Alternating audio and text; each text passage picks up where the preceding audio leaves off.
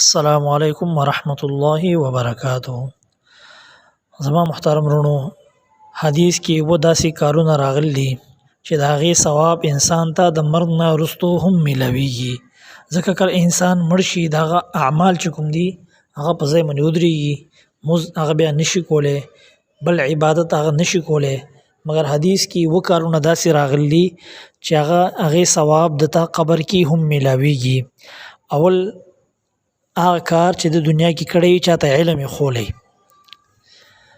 دینی علم یې چاته خولی، قرآن یې چاته زده کړی، شریعت یې چاته خولی، شرعي علم یې چاته خولی، حدیث یې چاته زده کړی، نو د دې ثواب به د تا قبر کې هم میلاویږي. دویم نهر جوړول، چې د نهر جوړ کړی چې هغې نه خلک فایده وچتی. دریم هغه کار چې د کوهی جوړ کړی د هغې ثواب هم د تا قبر کې میلاویږي.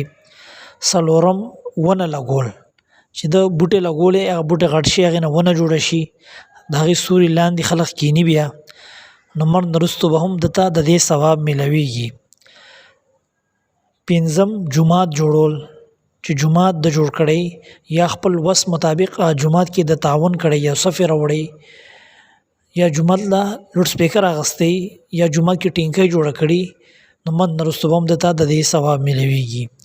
شپږم قرآن مجید وقف کول، چې د قرآن مجید وقف کړی مدرسې ماشومانو ته یا یار دوست ته چې هغه بیا دې کې تلاوت کوي، نو مرګ نه وروستو هم د تا ثواب میلاویږي قبر کې. او اووم هغه عمل دی چې قبر کې هم د هغې ثواب درته میلاوي، هغه نیک اولاد پرېښول. دی کله مړ شي د نیک اولاد پاتې شي، نو هغه بیا مونځ کې د لپاره دعا کوي چې الله زما پلاره مور وبخې، عبادت کې د ته قبر کې ثواب میلاویږي، ځکه د ولا ښه تربیت کړی. والسلام.